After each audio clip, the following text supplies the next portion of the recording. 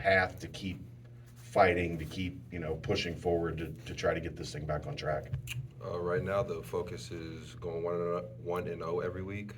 Get to a streak of games we can at the end of the season, win four straight, make a bowl game.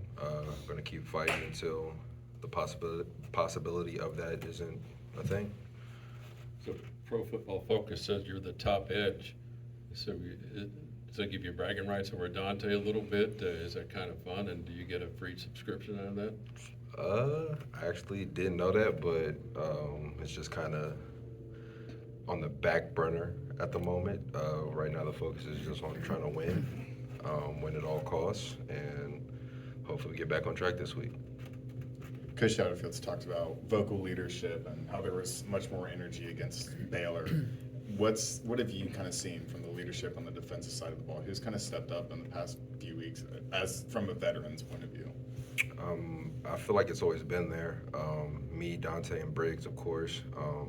Deshaun Pace started to vocalize more, and it's starting to be seen and felt a little bit more. And even Jonathan Thompson, he started to speak a little bit more. He's gotten to start the past few games due to some injuries, and he's been doing really well. And I think he'll be good moving forward as I progress out of here, and he's the next in line. I think he'll be really good. UCF is a team that you guys are really familiar with. How was this week maybe a little bit different in terms of preparation compared to the past couple weeks? I don't think there'll be any difference. They move at a little bit faster tempo. Just got to be ready for that. Familiarity breeds contempt, but we have to come in here like it's a normal work week, just like it's a new opponent coming in here, and get ready for them and prepare to win the game on Saturday.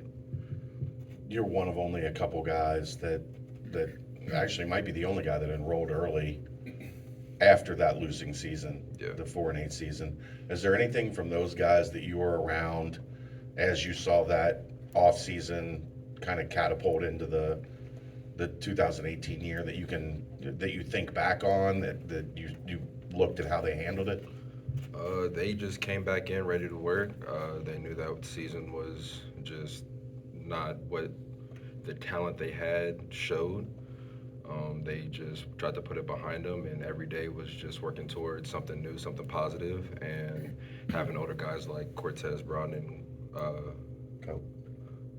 Cope and Kamani and Garrett Campbell and those guys. They were just trying to improve every day.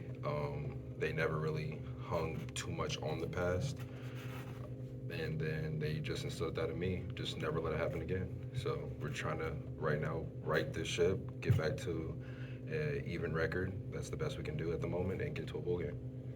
There were no sacks Saturday. What do you see out of John Rice Plumlee? You saw him a little bit last year.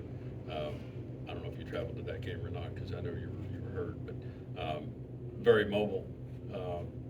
What do you see out of him? You've chased your share of quarterbacks. They actually have two really mobile quarterbacks. Just the game plan for him is keep him in the pocket, make him throw the ball. But obviously, they run 80-some plays, so that's going to be a little bit tough. But I do think we'll be able to match up with him really well in some of our drop 8 concepts.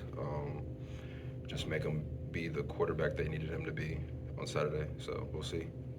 RJ Harvey was a guy who exploded versus you guys last season. Just talk about the challenges he brings to the table coming into Saturday's matchup. All the running backs are home run hitters, RJ especially. He flashed last week 2 weeks ago versus Oklahoma.